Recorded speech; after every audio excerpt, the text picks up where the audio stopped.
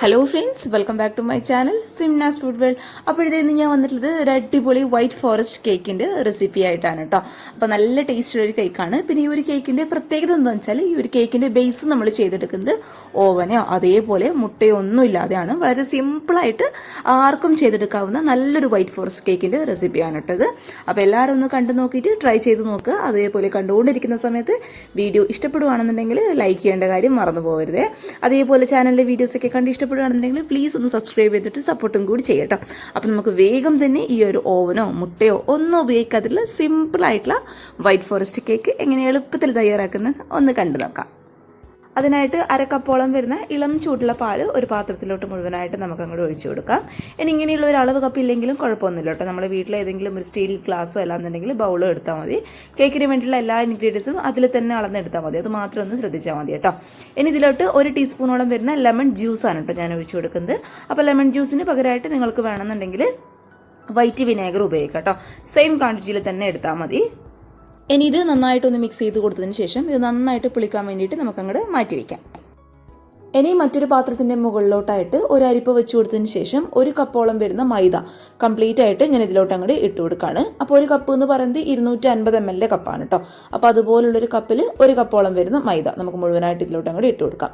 പിന്നെ 1 ടീസ്പൂണോളം വരുന്ന ബേക്കിംഗ് പൗഡർ നമുക്ക് ഇതിലോട്ട് അങ്ങോട്ട് ചേർത്ത് കൊടുക്കാം. അതേപോലെ ഒരു 1/2 ടീസ്പൂണോളം വരുന്ന ബേക്കിംഗ് സോഡയും കൂടി ഞാൻ ഇതിലോട്ട് അങ്ങോട്ട് ഇട്ട് കൊടുക്കുകയാണ്. പിന്നെ ഈ ഒരു കേക്കിന് നല്ലൊരു ടേസ്റ്റും അതുപോലെ നല്ലൊരു ഫ്ലേവർ കൊടുക്കാൻ വേണ്ടിയിട്ട് കറക്റ്റ് 1 ടേബിൾ സ്പൂണോളം വരുന്ന പാൽപ്പൊടിയാണ് കേട്ടോ ഞാൻ ഇട്ട് കൊടുക്കുന്നത്. അതായത് മിൽക്ക് പൗഡറാണ്. അത് നിങ്ങളുടെ കയ്യിലുണ്ടെന്നുണ്ടെങ്കിൽ ചേർത്ത് കൊടുത്താൽ മതി. ഇതിനകത്ത് ചേർത്തില്ലെങ്കിലും വലിയ കുഴപ്പമൊന്നുമില്ല കേട്ടോ. പക്ഷേ ചേർത്ത് കൊടുക്കുന്ന സമയത്ത് നമ്മുടെ കേക്കിന് നല്ലൊരു ടേസ്റ്റ് ഉണ്ടാവും. അപ്പോൾ ഇത് കറക്റ്റ് 1 ടീസ്പൂണോളം നിറയെ ഇട്ട് കൊടുത്തിട്ടുണ്ട്. ഇനി ഈ ഒരു പൊടിയെല്ലാം കൂടി ഒരു 3 തവണ നമുക്ക് നന്നായിട്ടൊന്ന് അരിച്ചെടുക്കാം കേട്ടോ. നമ്മളിതുപോലെ അങ്ങോട്ട് അരിച്ചെടുക്കുന്ന സമയത്ത് നമ്മുടെ കേക്ക് നന്നായിട്ട് സോഫ്റ്റായിട്ട് വരികയും ചെയ്യും. പിന്നെ നമ്മൾ ചേർത്ത് കൊടുത്തിട്ടുള്ള എല്ലാ പൊടികളും എല്ലാ ഭാഗത്തും കറക്റ്റായിട്ട് ഒരുപോലെ എത്തുകയും ചെയ്യും. 3 തവണ നന്നായിട്ട് ഒന്ന് അരിച്ചെടുത്തതിന് ശേഷം ഇതുപോലുള്ളൊരു സ്പൂണ് വെച്ചിട്ട് ഈ ഒരു പൊടി ഒന്നും കൂടി ഒന്ന് മിക്സ് ചെയ്ത് നമുക്കിതങ്ങോട്ട് മാറ്റി വയ്ക്കാം. അപ്പോൾ ഈ ഒരു സമയമാകുമ്പോഴേക്കും നമ്മുടെ പാല് നമ്മൾ ചെറുനാരങ്ങ ചേർത്ത് കൊടുത്ത കാരണം നന്നായിട്ട് ഇതുപോലെ അങ്ങോട്ട് പുളിച്ച് വന്നിട്ടുണ്ട് കേട്ടോ. ഈ ഒരു രീതിയിൽ ആയിക്കിട്ടണം. എങ്കിൽ നമ്മുടെ കേക്കിന് നല്ലൊരു സോഫ്റ്റ്നെസ് ഉണ്ടാവും. കാരണം നമ്മളിതിന് മുട്ടയൊന്നും ചേർക്കുന്നില്ല. അതിന് പകരമായിട്ടാണ് നമ്മൾ ഈ ഒരു പുളിച്ച പാൽ ഉപയോഗിക്കുന്നത് കേട്ടോ. അപ്പോൾ ഇത് കറക്റ്റായിട്ട് ഈ ഒരു രീതിയിൽ എത്തുന്ന സമയത്ത് ഒരു 1/2 കപ്പോളം വരുന്ന പൊടിച്ച പഞ്ചസാരയാണ് കേട്ടോ ഞാൻ ഇതിലോട്ട് അങ്ങോട്ട് ചേർത്ത് കൊടുക്കുന്നത്. മുഴുവനായിട്ടുള്ള പഞ്ചസാര ചേർക്കരുത്. കറക്റ്റ് നല്ല ഫൈനായിട്ട് പൊടിച്ചിട്ടുള്ള 1/2 കപ്പോളം വരുന്ന പഞ്ചസാര. ഇനി ഇത് നന്നായിട്ട് ഇതുപോലുള്ള ഒരു വിസ്കോ അല്ലാന്നുണ്ടെങ്കിൽ ഫോർക്കോ സ്പൂണോ ഉപയോഗിച്ചിട്ട് നന്നായിട്ടൊന്ന് മിക്സ് ചെയ്ത് കൊടുക്കുക കേട്ടോ. ഈ ഒരു സമയത്ത് നമ്മുടെ ആ ഒരു പാലിലോട്ട് പഞ്ചസാര നന്നായിട്ട് അങ്ങോട്ട് അലിഞ്ഞു ചേരണം. എങ്കിലേ നമ്മുടെ കേക്കിന് നല്ലൊരു മധുരം ഉണ്ടാകും കേട്ടോ. അപ്പോൾ ഈ ഒരു സമയത്ത് ബാക്കിയുള്ള ഓയിലും കാര്യങ്ങളൊക്കെ ചേർക്കുന്നതിന് മുന്നേ നന്നായിട്ട് ഇതുപോലെ അങ്ങോട്ട് മിക്സ് ചെയ്ത് കൊടുക്കുക. ഇനി ഇതിലോട്ട് ഒരു 1/4 കപ്പോളം വരുന്ന ഓയിലും കൂടി ഞാൻ ഒഴിച്ചു കൊടുക്കുന്നുണ്ട് കേട്ടോ. ഇനി ഇത് വീണ്ടും നന്നായിട്ടൊന്ന് മിക്സ് ചെയ്ത് കൊടുക്കാം. അപ്പോൾ ഫ്ലേവർ ഇല്ലാത്ത ഏത് ഓയിൽ വേണമെങ്കിലും ഉപയോഗിക്കാം. വെളിച്ചെണ്ണ ഒന്നും ഉപയോഗിക്കണ്ട. ഫ്ലേവർ ഇല്ലാത്ത ഏതെങ്കിലും ഒരു ഓയിൽ ഉപയോഗിച്ചാലും മതി. അപ്പോൾ അത് 1/4 കപ്പോളം ചേർത്ത് കൊടുത്തിട്ട് ഇതുപോലെ നന്നായിട്ടൊന്ന് മിക്സ് ചെയ്ത് കൊടുക്കാം. ഇനി നമ്മുടെ കേക്കിന് നല്ലൊരു ഫ്ലേവർ കൊടുക്കാൻ വേണ്ടിയിട്ട് ഒരു 1/2 ടീസ്പൂണോളം വരുന്ന വാനില എസൻസും കൂടി ചേർത്തിട്ട് വീണ്ടും നന്നായിട്ടൊന്ന് മിക്സ് ചെയ്ത് കൊടുക്കാം. ഇനി ഈ ഒരു മിക്സിലോട്ട് നമ്മൾ നേരത്തെ അരിച്ച് മാറ്റി വെച്ചിട്ടുള്ള ഈ ഒരു പൊടി കുറച്ചായിട്ട് നമുക്ക് ഇതിലോട്ട് അങ്ങോട്ട് ഇട്ട് കൊടുക്കാം കേട്ടോ. അപ്പോൾ ഇട്ട് കൊടുക്കുന്ന സമയത്ത് ശ്രദ്ധിക്കുക, എല്ലാം കൂടി ഒരുമിച്ചിട്ടുണ്ട്. കുറച്ചായിട്ട് ഇട്ട് കൊടുത്തിട്ട് ഇതുപോലുള്ള ഒരു സ്പാച്ചിലോ അല്ലാന്നുണ്ടെങ്കിൽ സാധാരണ ഒരു സ്പൂണോ വെച്ചിട്ട് പതുക്കെ ഒന്ന് ഫോൾഡ് ചെയ്തെടുക്കുക കേട്ടോ. നമ്മൾ കേക്കിനുള്ള ബാറ്റർ എപ്പോഴും മിക്സ് ചെയ്യുന്ന സമയത്ത് ശ്രദ്ധിക്കുക, ഒരുപാട് ബലം കൊടുക്കരുത്. പതുക്കെ ഒരു സൈഡിലോട്ട് ഇതുപോലെ ഒന്ന് ഫോൾഡ് ചെയ്തിട്ട് എടുക്കുക. ഇനി ഇതിലോട്ട് ഒരു ഇളം ചൂടുള്ള പാലൊഴിച്ചിട്ട് ഈ ഒരു ബാറ്റർ നമുക്കൊന്ന് ലൂസാക്കി എടുക്കാം കേട്ടോ. പക്ഷേ പാല് ചേർത്ത് കൊടുക്കുന്ന സമയത്ത് ശ്രദ്ധിക്കുക, എല്ലാം കൂടി അങ്ങോട്ട് ഒരുമിച്ച് ചേർക്കണ്ട. കുറച്ചായിട്ട് ചേർത്ത് കൊടുത്തിട്ട് ഇതുപോലെ പതുക്കെ ഒന്ന് ഫോൾഡ് ചെയ്തെടുക്കുക. പിന്നെ പാലെന്ന് പറയുന്നത് ഒരിക്കലും ഫ്രിഡ്ജിൽ നിന്ന് എടുത്തിട്ടുള്ള ഡയറക്റ്റ് ആയിട്ടുള്ള പാൽ, അതായത് തണുത്ത പാൽ ഉപയോഗിക്കരുത്. ഒന്ന് സ്റ്റൗവിൽ വെച്ചിട്ട് ഒന്ന് ചൂടാക്കട്ടെ. ഒരുപാട് ചൂടായി പോകാൻ പാടില്ല. ഒരു ലൈറ്റ് ചൂട് മാത്രം, നമുക്ക് കൈയൊക്കെ കുത്താൻ പാകത്തിലുള്ള ഒരു ഇളം ചൂട്, ആ ഒരു ചൂട് മാത്രം മതി. എന്നിട്ട് പതുക്കെ ഇതുപോലുള്ള കുറച്ച് പൊടി ഇട്ട് കൊടുത്തിട്ട് പതുക്കെ ഒന്ന് ഫോൾഡ് ചെയ്തെടുക്കുക. ഇനി ഇതിലോട്ട് നമ്മുടെ കേക്കിന് നല്ലൊരു കളർ കിട്ടാൻ വേണ്ടിയിട്ട് യെല്ലോ ഫുഡ് കളറും കൂടി ഞാൻ ചേർത്ത് കൊടുത്തിട്ടുണ്ട് കേട്ടോ.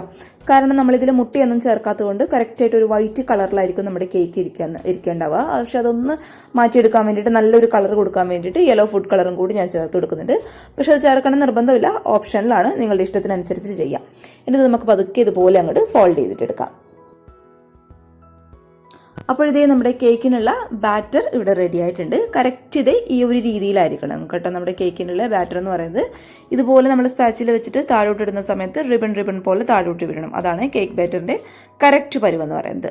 അപ്പോൾ ഇതുപോലുള്ളൊരു സ്റ്റീൽ പാത്രത്തിലാണ് നമ്മൾ കേക്ക് ബേക്ക് ചെയ്തെടുക്കാൻ വേണ്ടിയിട്ട് പോകുന്നത് കേട്ടോ. അപ്പോൾ നിങ്ങളുടെ കയ്യിൽ കേക്ക് ടിൻ ഉണ്ടെന്നുണ്ടെങ്കിൽ അത് ഉപയോഗിച്ചോളൂ, കുഴപ്പമൊന്നുമില്ല. ഇനി ഇതിൻ്റെ അടിയിലായിട്ട് ഒരു ബട്ടർ പേപ്പർ വെച്ച് കൊടുത്തതിന് ശേഷം കുറച്ച് ഓയിൽ നമുക്കതിൻ്റെ മുകളിലോട്ടായിട്ട് ഒന്ന് തടയി കൊടുക്കാം കേട്ടോ. നമ്മുടെ കേക്ക് ആയി കഴിഞ്ഞാൽ പെട്ടെന്ന് അങ്ങോട്ട് വിട്ട് കിട്ടാൻ വേണ്ടിയിട്ടാണ്. ഇനി നമ്മൾ റെഡിയാക്കി വെച്ചിട്ടുള്ള ബാറ്റർ കംപ്ലീറ്റ് ആയിട്ട് നമുക്ക് ഈ ഒരു കേക്കിൻ ടിന്നിലോട്ട് അങ്ങോട്ട് ഒഴിച്ചു കൊടുക്കാം. ഇനി ഇത് ജസ്റ്റ് ഒന്ന് ടാപ്പ് ചെയ്ത് കൊടുക്കുക. എന്തെങ്കിലും എയർ ബബിൾസും കാര്യങ്ങളൊക്കെ ഉണ്ടെന്നുണ്ടെങ്കിൽ അത് കംപ്ലീറ്റ് ആയിട്ട് അങ്ങോട്ട് മാറാൻ വേണ്ടിയിട്ടാണ് കേട്ടോ. അപ്പോൾ ഇതുപോലുള്ളൊരു ഇഡ്ഡലി ചെമ്പിലാണ് നമ്മൾ കേക്ക് ബേക്ക് ചെയ്തെടുക്കാൻ വേണ്ടിയിട്ട് പോകുന്നത്. അപ്പോൾ ഇഡ്ഡലി ചെമ്പിൽ ആവശ്യത്തിന് വെള്ളം ഒഴിച്ചു കൊടുക്കുക. ഇനി അതിൻ്റെ മുകളിലോട്ടായിട്ട് ഇതുപോലുള്ളൊരു റിങ് ഇറക്കി വെച്ച് കൊടുക്കുക കേട്ടോ. നമ്മുടെ കേക്ക് ടിന് ഡയറക്റ്റ് ആയിട്ട് ഈ ഒരു വെള്ളത്തിലോട്ട് അങ്ങോട്ട് ഇറക്കി വെച്ച് കൊടുക്കണ്ട. എന്നിട്ട് പതുക്കെ നമുക്ക് ഈ ഒരു കേക്ക് ടിന് ഇതിൻ്റെ മുകളിലോട്ടായിട്ട് അങ്ങോട്ട് വെച്ച് കൊടുക്കാം. കറക്റ്റ് സെൻറ്റർ പോർഷനിൽ തന്നെ വെച്ച് കൊടുക്കാൻ വേണ്ടിയിട്ട് ശ്രദ്ധിക്കണം. അല്ലാന്നുണ്ടെങ്കിൽ നമ്മൾ ഇത് ബേക്ക് ചെയ്തെടുക്കുന്ന സമയത്ത് അങ്ങോട്ട് ഇങ്ങോട്ട് ചെരിഞ്ഞ് പോയി കഴിഞ്ഞാൽ നമ്മുടെ കേക്ക് ഒരു വല്ലാത്തൊരു ഷേപ്പിലായിരിക്കും. അതുകൊണ്ട് അത് പ്രത്യേകം ഒന്ന് ശ്രദ്ധിച്ചേക്കുക. ഇനി ഇത് നന്നായിട്ട് കവർ ചെയ്തതിന് ശേഷം ഇതിൻ്റെ മുകളിലോട്ടായിട്ട് ഇതുപോലുള്ളൊരു വെയിറ്റ് ഉള്ളത് എന്തെങ്കിലും എടുത്ത് കൊടുക്കുകയാണെന്നുണ്ടെങ്കിൽ നമ്മുടെ കേക്ക് പെട്ടെന്ന് അങ്ങോട്ട് ബേക്കായിട്ട് കിട്ടും. ഇനി ഇത് നന്നായിട്ട് അടച്ചു വെച്ചതിന് ശേഷം ഏറ്റവും ഹൈ ഫ്ലെയിമിൽ കറക്റ്റ് 30 മിനിറ്റ്. ഇത് ബേക്കാൻ വേണ്ടിയിട്ട് ഇച്ചിരി ഒന്ന് ടൈം എടുക്കും കേട്ടോ. കാരണം നമ്മളിതിൽ മുട്ടയൊന്നും ചേർക്കാത്തതുകൊണ്ടാണ്. അപ്പോൾ ഹൈ ഫ്ലെയിമിൽ കറക്റ്റ് 30 മിനിറ്റ്. അപ്പോൾ നമ്മുടെ കേക്ക് ഇവിടെ കറക്റ്റ് 30-35 മിനിറ്റ് കൊണ്ട് നന്നായിട്ട് ബേക്കായിട്ട് കിട്ടിയിട്ടുണ്ട് കേട്ടോ. നമ്മൾ ആ ഒരു ഫുഡ് കളർ ചേർത്ത് കൊടുത്ത കാരണമാണ് നമ്മുടെ കേക്ക് ഇതുപോലെ ഒരു യെലോയിഷ് കളറിൽ ഇരിക്കുന്നത്. അല്ലാന്നുണ്ടെങ്കിൽ പ്യൂർ വൈറ്റ് ആയിരിക്കും കേട്ടോ നമ്മുടെ കേക്ക് എന്ന് പറയുന്നത്. അപ്പോൾ ചൂടൊക്കെ കംപ്ലീറ്റ് ആയിട്ട് ഒന്ന് മാറിയതിന് ശേഷം ഇതുപോലുള്ളൊരു കത്തി വെച്ചിട്ട് സൈഡൊക്കെ ഒന്ന് വിടിയിച്ച് കൊടുക്കുകയാണെന്നുണ്ടെങ്കിൽ നമ്മുടെ കേക്ക് നമുക്ക് പെട്ടെന്ന് അങ്ങോട്ട് വിട്ടുപോരും. ഇനി പതുക്കെ ഈ ഒരു ബട്ടർ പേപ്പർ നമുക്ക് ഇതിൻ്റെ മുകളിൽ ഞങ്ങളെടുത്ത് മാറ്റി കൊടുക്കാം. അപ്പോൾ ഈ ഒരു കേക്കിൻ്റെ മുകൾ ഭാഗം ചെറുതായിട്ടൊന്ന് പൊങ്ങി വന്നതുകൊണ്ട് ഇതുപോലെ ഞാൻ കത്തി വെച്ചിട്ട് ഒന്ന് ലെവൽ ചെയ്തിട്ട് കട്ട് ചെയ്ത് കൊടുക്കാൻ കേട്ടോ. ഇനി ഇത് നൂല് വെച്ചിട്ട് നമ്മൾ ഈ ഒരു കേക്ക് 3 ലെയറായിട്ട് ഒന്ന് കട്ട് ചെയ്തിട്ട് എടുക്കുക. നൂല് വെച്ചിട്ട് ചെയ്യാൻ വിഷമാണെന്നുണ്ടെങ്കിൽ കത്തി വെച്ചിട്ട് തന്നെ ചെയ്തോളൂ കേട്ടോ. പക്ഷേ നൂല് വെച്ചിട്ട് ചെയ്യുന്ന സമയത്താണ് എനിക്ക് കുറച്ചും കൂടി പെർഫെക്ഷനായിട്ട് കേക്ക് കട്ട് ചെയ്യാൻ വേണ്ടിയിട്ട് പറ്റിയിട്ടുള്ളത്. അപ്പോൾ നൂല് വെച്ചിട്ട് ഇതുപോലെ 3 ലെയറായിട്ടൊന്ന് കട്ട് ചെയ്തിട്ട് എടുക്കുക.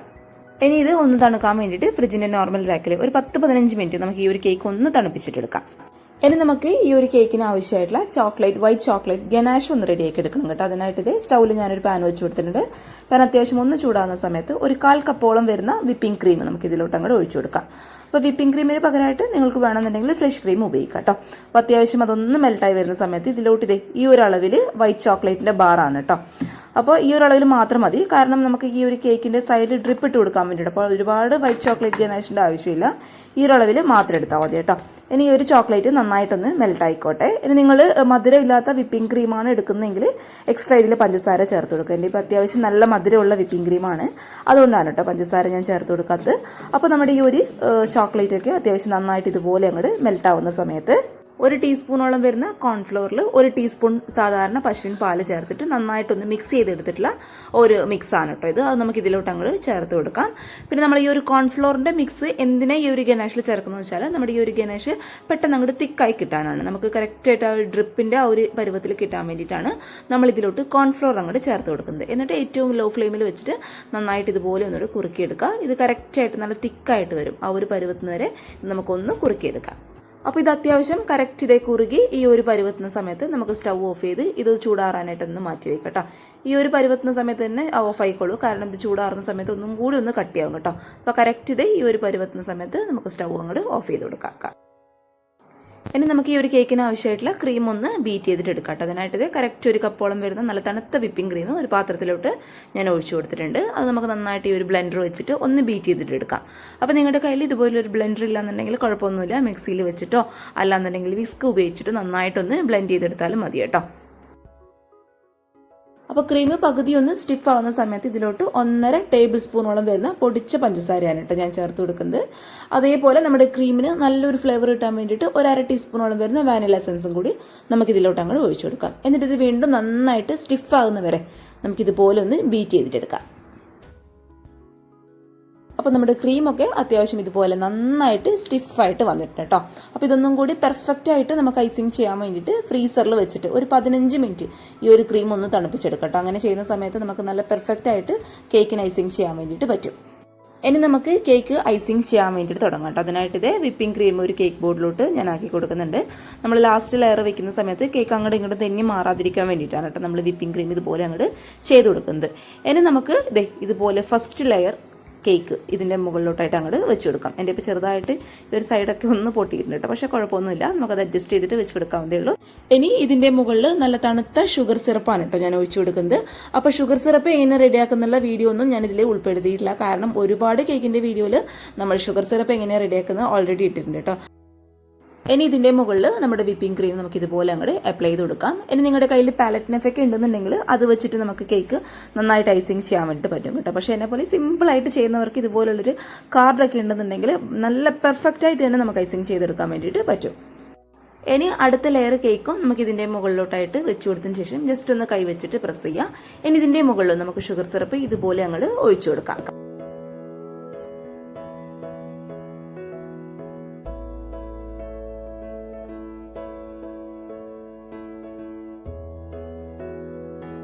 അപ്പോൾ ഈ ഒരു കേക്കിൻ്റെ ടോപ്പിംഗ് പോർഷനൊക്കെ ഞാൻ ഈ ഒരു കാർഡ് വെച്ചിട്ട് തന്നെയാണ് ഐസിങ് ചെയ്തെടുക്കുന്നത്. നല്ല പെർഫെക്റ്റ് ആയിട്ട് തന്നെ നമുക്ക് ചെയ്തെടുക്കാൻ വേണ്ടിയിട്ട് പറ്റും കേട്ടോ.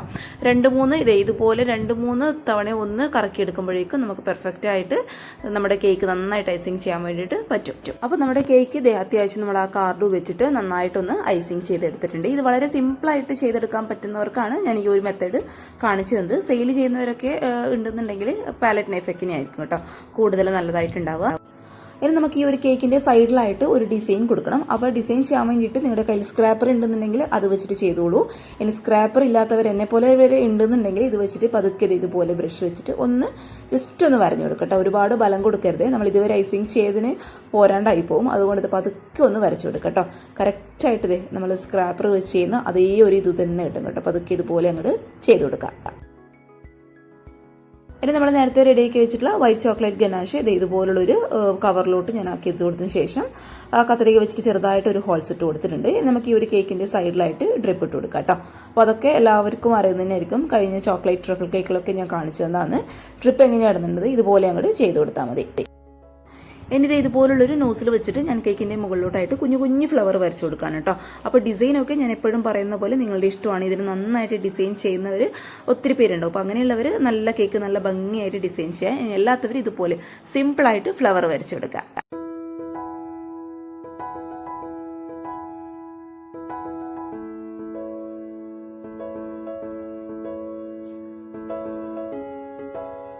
ഇനി ഒരു കേക്കിൻ്റെ സെൻറ്റർ പോർഷനിൽ കുറച്ച് വൈറ്റ് ചോക്ലേറ്റ് ഗ്രേറ്റ് ചെയ്ത് ഞാൻ ഇതുപോലെ അങ്ങോട്ട് ഇട്ട് കൊടുക്കുകയാണ്. അപ്പോൾ ഇത് ഇത്രയേ ഉള്ളൂ നമ്മുടെ വൈറ്റ് ഫോറസ്റ്റ് കേക്ക് എന്ന് പറയുന്നത്. ഇതിൻ്റെ മുകളിൽ കുറച്ച് ഷുഗർ ബോൾസും അതേപോലെ ചെറിയും ഞാൻ വെച്ച് കൊടുത്തിട്ടുണ്ട്. അപ്പോൾ വീഡിയോ ഞാൻ ചുരുക്കിയിട്ടുണ്ട് കേട്ടോ പരമാവധി. അപ്പോൾ ഇത് 10 മിനിറ്റ് ഒന്ന് ഫ്രിഡ്ജിൽ വെച്ചതിന് ശേഷം തണുപ്പിച്ചിട്ട് നമുക്കൊന്ന് കട്ട് ചെയ്തിട്ട് നോക്കാം. അപ്പോൾ ചെറിയൊരു പീസ് ഞാനൊരു പാത്രത്തിലോട്ട് ഞാൻ മാറ്റി കൊടുത്തിട്ടുണ്ട്. ഇനി ഇതിൻ്റെ മുകളിലോട്ടായിട്ട് നമ്മൾ നേരത്തെ ബാക്കി വെച്ചിട്ടുള്ള ആ ഒരു വൈറ്റ് ചോക്ലേറ്റ് ഗനാഷും കൂടി ഞാൻ ഒഴിച്ചു കൊടുത്തിട്ടുണ്ട് കേട്ടോ. ആ ഒരു ടേസ്റ്റോട് കൂടി നമുക്കത് ഇതൊന്ന് കഴിച്ച് നോക്കാം. അപ്പോൾ ഒരു സ്പൂൺ വെച്ചിട്ട് പതുക്കെ ഇതുപോലെ അങ്ങോട്ട് എടുക്കുക. ഇനി നമുക്കിതൊന്ന് ടേസ്റ്റ് ചെയ്തിട്ട് നോക്കാവേ. എന്താ പറയേണ്ടത് നിങ്ങളുടെ അടുത്ത്? ഒന്നും പറയാനില്ല. ഒരൊറ്റ തവണ ഒന്ന് ട്രൈ ചെയ്ത് നോക്കാം കേട്ടോ. ആ ഒരു വൈറ്റ് ചോക്ലേറ്റിൻ്റെ ഗനാഷും നമ്മുടെ വിപ്പിംഗ് ക്രീമും ഒട്ടും മുട്ടയുടെ മണോ ഒന്നുമില്ലാത്ത ആ ഒരു കേക്കൊക്കെ നല്ല ഷുഗർ സിറപ്പിൽ ഇങ്ങനെ നല്ല സോക്കായിട്ടിരിക്കുകയാണ്. അത്ര ടേസ്റ്റ് ആയിട്ടുള്ള കേക്കാണ്. അപ്പോൾ തീർച്ചയായിട്ടും എല്ലാവരും ഒരു തവണ ഒന്ന് ട്രൈ ചെയ്ത് നോക്കും. അപ്പോൾ എല്ലാവർക്കും ഇഷ്ടമായെന്ന് വിചാരിക്കുന്നു. ഇഷ്ടപ്പെട്ടാലോ ഞാൻ എപ്പോഴും പറയുന്ന പോലെ ലൈക്ക് ചെയ്യേണ്ട കാര്യം മറന്നു പോകരുത് കേട്ടോ. ട്രൈ ചെയ്തിട്ട് നിങ്ങളുടെ നല്ല കമൻസുകൾ കമൻറ്റ് ബോക്സിൽ വന്നറിയിക്കുക. അപ്പോൾ നാളെ ഒരു കിഡിലൻ വീഡിയോ ആയിട്ട് കാണും വരെ thank you for watching Simna's food world. By.